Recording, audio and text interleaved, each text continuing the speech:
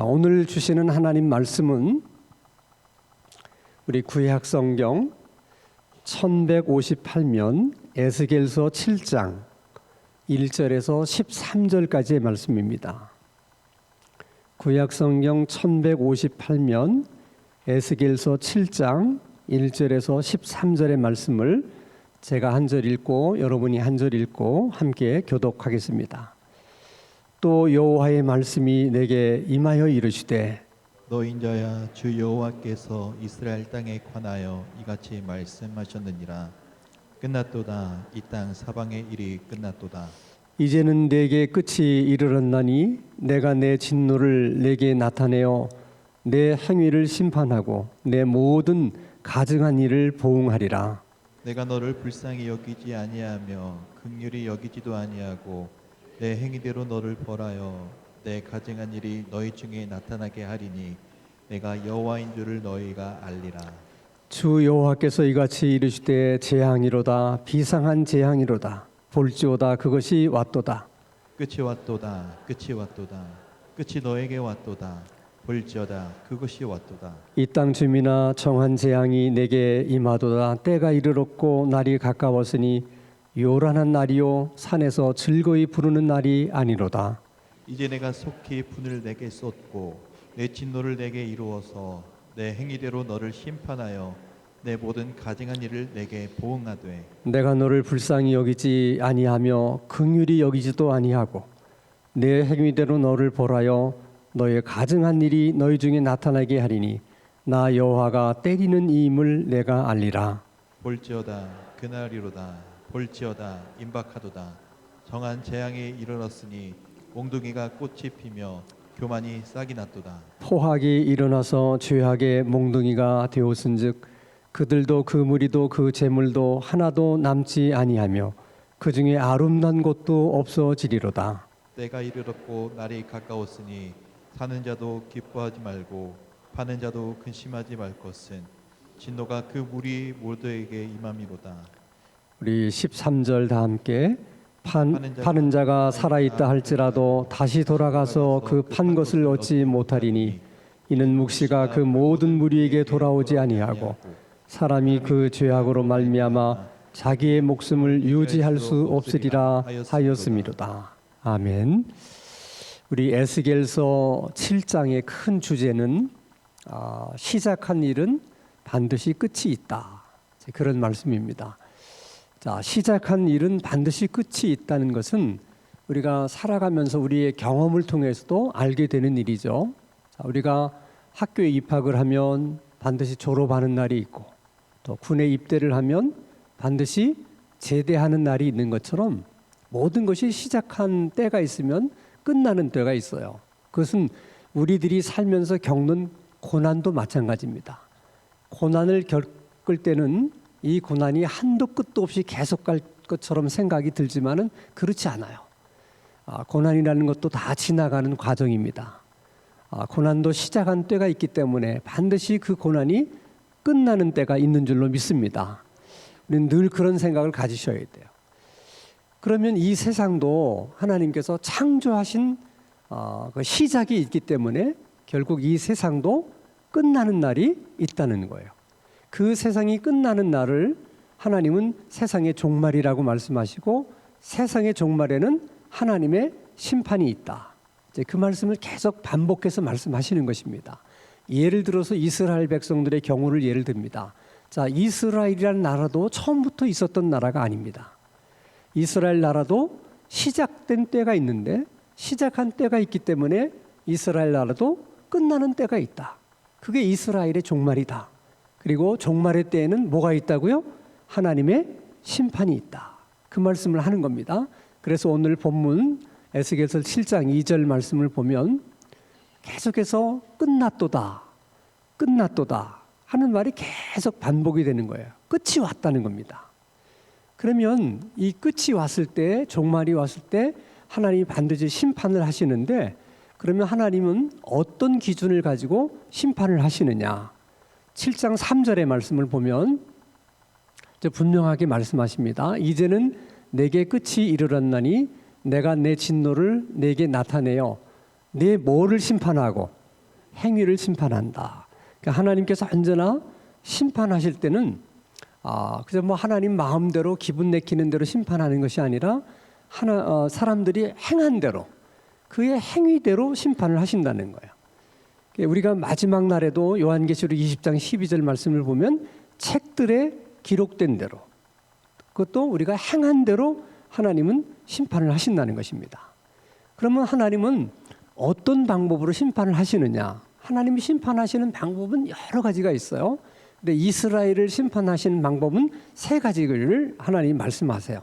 에스겔서 7장 15절 말씀 보면 밖에는 뭐가 있고 칼이 있다. 칼로 심판한다는 것이죠. 적의 칼로 심판하신다. 그 다음에 안에는 뭐가 있어요? 전염병이 있다. 그 다음에 또 하나는 기근이 있다.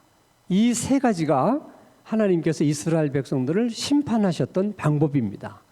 오늘날에도 하나님께서 어떤 세상을 심판하거나 어떤 개인을 심판하거나 어떤 나라나 집단을 심판하실 때 하나님은 기근을 사용하실 수도 있고 전쟁을 사용할 수도 있고 또 질병, 전염병 같은 것들을 사용할 수가 있습니다.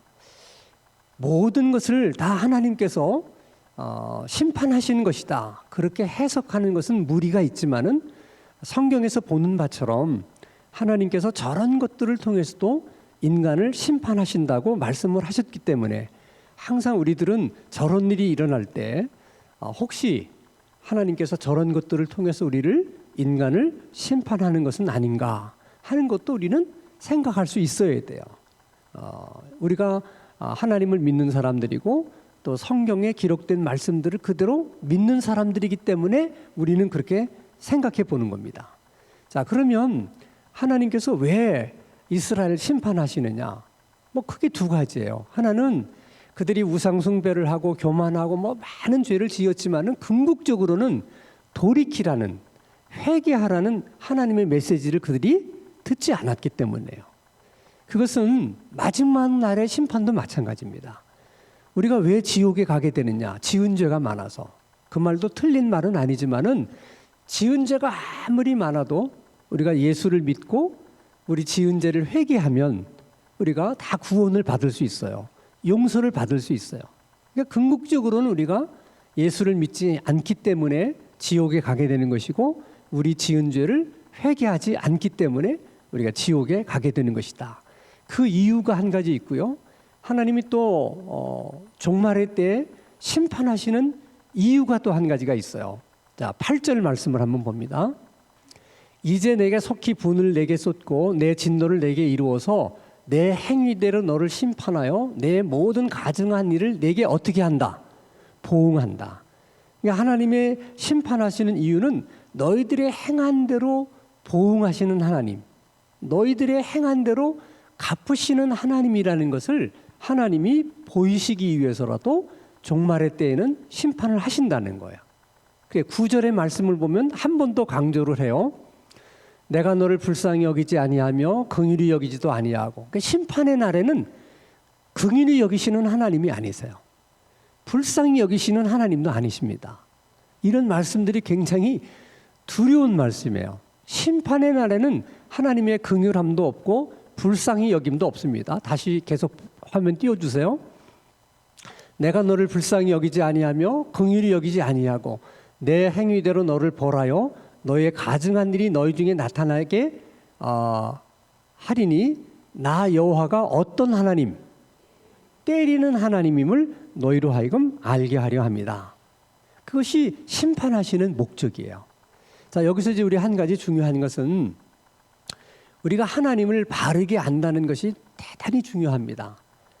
하나님께서 가장 기분 나빠하시고 가장 분노하시는 일 중에 하나가 하나님을 잘못 아는 거예요.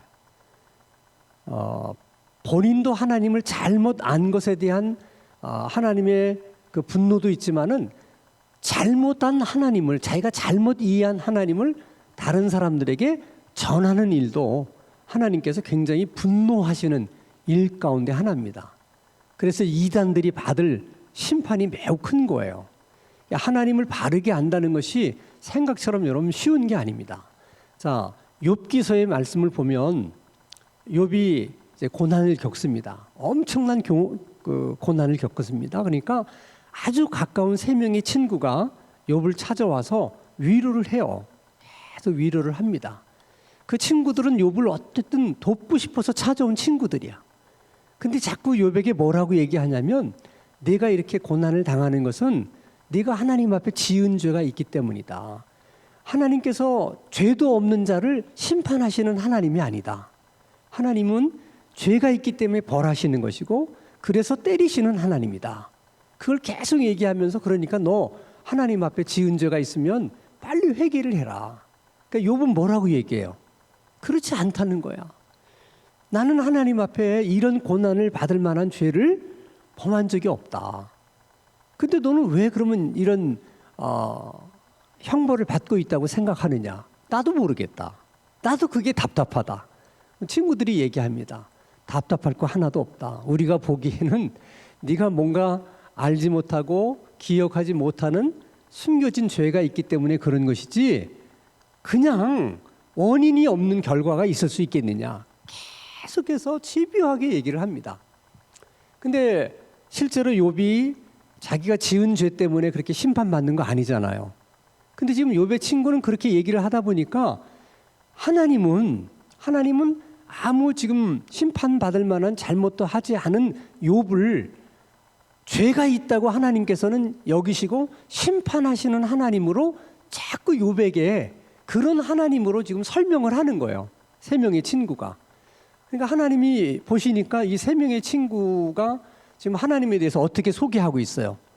잘못 소개하고 있는 거잖아요. 물론 하나님은 악을 범하면 저렇게 보응하시는 하나님인 것은 맞지만 욥의 경우는 그렇지 않잖아요. 근데 그들은 하나님을 그렇게 한편에 그 하나님만 알아가지고 그렇게 얘기를 하니까 나중에 하나님이 그 세 친구에 대해서 엄청나게 분노하십니다. 진노하세요. 근데 욥이 이제 그들을 중보함으로 인해서 하나님이 이제 용서를 해주시죠.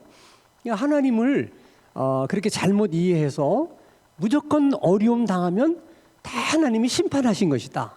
그렇게 심판의 하나님이다. 이렇게 하나님을 이해하는 것도 잘못된 이해고 또 모든 일을 해도 하나님은 사랑의 하나님이기 때문에 하나님은 심판하지 않으신다. 이렇게 생각하는 것도 하나님을 잘못 이해한 거예요. 특히 여호와의 증인들이 하나님을 잘못 이해했다는 것은 하나님이 이처럼 세상을 사랑하사 독생자를 주셨으니 이렇게 세상을 사랑하셔서 독생자까지 주신 그 하나님이 그렇게 사랑이 많으신 하나님이 어떻게 자기 형상대로 창조한 인간을 지옥의 불구덩이에 던져놓을 수가 있느냐. 어떻게 사랑의 하나님이 자기 형상대로 준 인간이 그 지옥의 불덩어리 속에서 고통당하는 것을 보면서 그렇게 마음 편안해 할 수 있느냐. 그러므로 하나님은 절대 그런 하나님이 아니기 때문에 지옥이라는 것은 있다 없다. 그건 없다. 그건 사람들이 그렇게 생각 속에 만들어낸 것이지 지옥이란 없다. 여호와의 증인들은 그렇게 믿고 사람들에게 그렇게 전도를 해요. 그것도 하나님을 바르게 이해하지 못한 것이죠. 그래서 하나님을 바르게 이해하는 것이 굉장히 중요해요. 하나님은 사랑의 하나님이시기도 하지만은 동시에 공의로우신 하나님이기 때문에 하나님은 우리들의 행한 대로 갚으시는 하나님이지만은 또 반면에 우리들을 긍휼히 여기시고 불쌍히 여기셔서 언제든지 자기의 잘못한 일을 돌이켜서 하나님께 회개하는 자들은 또 용서하시는 사랑의 하나님이시다.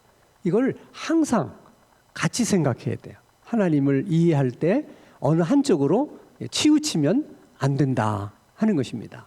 자, 그러면 에스겔서 7장 말씀에 이스라엘 백성이라는 그 이스라엘 나라를 하나님이 심판하시는데 왜 이렇게 자세한 내용으로 말씀을 하실까? 그러니까 하나님께서 이스라엘 백성들을 왜 심판하는지, 언제 심판하시는지, 어떻게 심판하시는지를 자세하게 지금 설명하고 계시잖아요.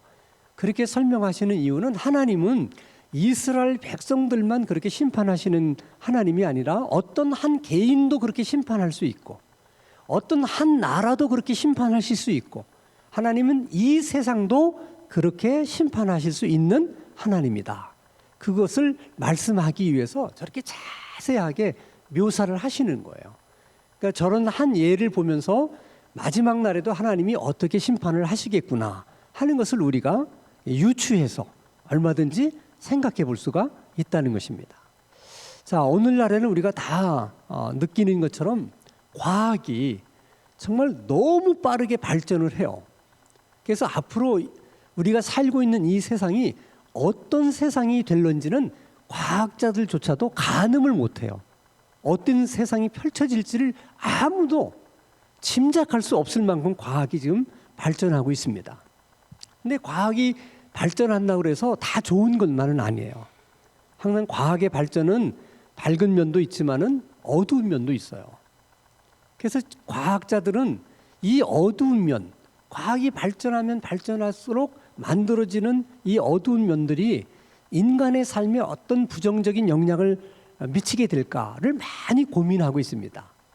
근데 그 과학자들이 고민하는 중에 더 깊은 고민은 뭐냐면 지구의 종말에 대한 고민이에요.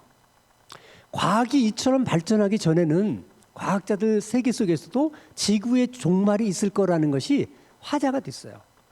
그러나 그때는 지구의 종말이 있다는 것을 자기들끼리 얘기하면서도 막연하게 그냥 막연한 일로 이야기를 했는데 과학이 점점 발전하다 보니까 지구의 종말은 기정사실화가 됐어요. 아무도 지금은 과학자들이 지구의 종말을 부인하는 자들이 없어요. 지구가 종말할 수밖에 없는 이유들을 여러 가지로 얘기를 합니다. 뭐 기후 변화도 얘기하고 뭐 자원의 고갈 또는 뭐 이렇게 코로나처럼 생각하지 않았던 인류의 어떤 전염병 이런 걸 다 염두에 두는데 가장 지구의 멸망이 있을 거라고 그들이 확신하는 것 중에 하나는 행성과 지구와의 충돌이에요. 이걸 예전에 과학이 발전하기 전에는 그러한 일이 있을 가능성이 있다. 이를 막연하게 생각했는데 과학이 발전하면서부터 이게 그 가능성이 정말 있는 거예요. 그래서 어떤 시나리오까지 세워놨냐면 만약에 어떤 행성이 지구 쪽으로 이제 부딪히려고 달려오게 되면 지구에서 원자폭탄을 실은 미사일을 쏴가지고 도중에 그 행성을 폭파시켜서 지구에 부딪히지 않도록 하는 실제로 그런 프로그램들을 갖고 있어요. 근데 지금 금세기에 낳은 천재 물리학자 스티븐 호킹이라는 분 아시죠? 몸이 약간 이렇게 좀 이상한 분인데 그분은 꿈이 우주를 한번 여행하는 게 꿈이에요. 그 꿈의 실현을 위해서 본인 스스로가 무중력 테스트를 해봤어요. 그게 몸이 이제 정상인이 아니기 때문에 본인이 그게 가능한가. 그 테스트를 하는 자리에서 의미심장한 얘기를 과학자들과 기자들 앞에서 얘기했습니다. 이 지구는 안전하지 못하다. 그래서 지구보다 더 안전한 행성을 이제는 찾아봐야 될 때다. 이런 얘기를 했어요. 그 말인즉슨 뭐냐면 지구가 종말을 맞을 가능성이 많은데 그 전에 빨리 인간이 살 수 있는 그런 환경의 다른 행성을 찾아내서 글로 사람들을 일부라도 이주를 시켜서 종족 보존을 해야 된다는 거예요. 그래서 지금도 뭐 미국이 가장 앞서게 이제 뭐 계속해서 우주선을 지금 우주로 날려 보내잖아요. 뭐 화성도 가고 목성까지도 가고 그들의 명분은 그걸 통해서 우주라는 것이 어떻게 생겼는지를 탐구하기 위한 것이다. 또 생명의 기원을 알아보기 위한 것이다. 아니면 우주에 정말 별들이 셀 수 없이 많은데 그렇게 많은 별들 가운데 지구하고 유사한 별들이 왜 없겠느냐. 확률적으로 보면 있어야만 되는 거예요. 그러면 어딘가에 지구와 비슷한 별이 있을 것이다. 그렇게 확신을 하는 거죠. 그 별을 찾아보는 거예요. 그리고 생명체가 살 수 있기 위해서는 물이 있어야 되는데 물이 있는 행성이 혹시 어디에는 있지 않을까를 다 찾아보는 거죠. 그런데 그 와중에 숨겨진 동기도 하나 있어요. 그것은 정말 스티븐 호킹의 말처럼 지구의 종말이 가까웠다고 생각할 때는 사람들 중에 특별한 사람들을 미리 정해놨다가 사람이 살 수 있는 행성으로 이주를 하려고 하는 그런 계획이 있는 거예요. 근데 그걸 적나라하게 얘기를 하면 얼마나 많은 동요가 있겠습니까? 그래서 명분은 이제 뭐 우주의 기원이니 생명의 기원이니 뭐 이런 걸 앞세워 가지고 지금 이제 우주선을 보내고 있어요, 실정은. 그런데 지구의 종말을 얘기할 때 가장 그걸 받아들이기 어려운 사람들이 또 누군 줄 아세요? 진화론자들이에요. 진화론자들이 열심히 다 이렇게 진화돼서 이렇게 됐다고 설명을 하는데, 자, 지구가 멸망을 했다고 가정을 해봤을 때 또다시 진화가 시작돼서 오늘날과 같은 인류 역사가 정말 재현될 수 있을까? 이게 진화론자도 상상이 안 되는 거야. 그래서 진화론자들은 뭔가 인간 이외에 외계인이 어딘가에는 있을 것이다. 이 지구에만 어떻게 진화 현상이 나타났겠느냐. 이 진화라고 하는 현상이 지구에만 있는 게 아니라 어느 행성에서도 우리가 모르지만은 거기도 똑같은 지구에서 일어났던 진화가 일어나서 우리와는 다르지만 다른 생명체가 존재할 것이다. 이런 기대가 있고 외계인에 대한 믿음이 있어요. 믿음이.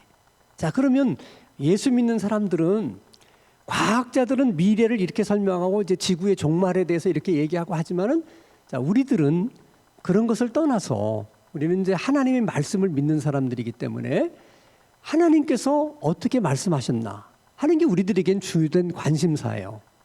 여러분, 성경 66권의 책은 내용이 굉장히 방대하잖아요. 근데 그 방대한 내용들이 대부분 보면 하나님의 예언의 말씀으로 이루어졌어요.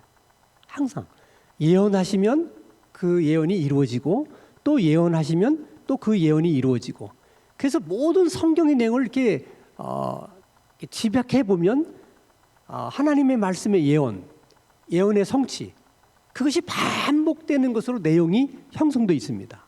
근데 놀라운 것은 그 많은 예언 가운데 딱 하나 아직까지 이루어지지 않은 예언이 있는데, 그게 뭐냐면 예수님이 재림하실 거라는 예언이에요. 근데 그 예언 가운데 우리가 주목해야 될 것은 뭐냐? 다른 예언들은 예언의 내용이 많지 않아요. 그리고 그렇게 여러 번 반복해서 또 하나님이 말씀하신 그런 예언도 많지 않아요. 근데 그런 예언도 지금까지 다 이루어졌어요. 근데 하나님이 예언하신 말씀 가운데 반복적으로 가장 많이 예언하신 말씀이 뭐냐면 예수님 재림에 대한 예언의 말씀이라는 거예요. 그러면 하나님이 몇 번 예언하지 않은 말씀들도 다 그대로 이루어졌다면, 그러면 마지막 남은 이 예언의 말씀은 이건 뭐 틀림없이 이루어질 거 아니겠어요? 너무나 분명한 사실이에요. 그래서 우리는 마지막 날 이 심판의 날이 있을 것이다 하는 것을 우리는 뭐 조금도 의심하지 않고 우리가 이제 믿게 되는 것이죠. 그럼 중요한 것은 그렇게 세상의 종말이 있고 또 주님의 재림이 있을 때 우리 그런 사실을 믿는 우리들은 이제 어떻게 살아야 되느냐 하는 거예요. 자, 우선 우리가 두 가지를 생각할 수 있는데, 하나는 세상의 종말에는 하나님의 심판이 있는 것이고, 하나님의 심판이 있는 그날에는 긍휼하심이 없으신 하나님이에요.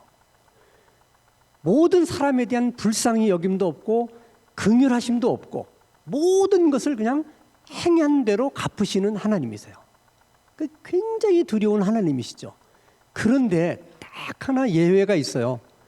이 땅에 사는 동안 예수님을 믿은 사람들의 한해서는 마지막 날 심판날에 행한 대로 갚지를 않으신다는 거예요. 왜냐하면 예수님에게 이미 행한 대로 갚으셨기 때문에. 그래서 우리는 정말 심판을 받을 많은 행위들이 있음에도 불구하고 하나님이 심판하는 날에는 조금 더 긍휼함이 없으신 하나님이고 불쌍히 여기심이 없으신 하나님임에도 불구하고, 그럼에도 불구하고 우리들에게는 긍휼하심을 베푸신다. 예수님 때문에.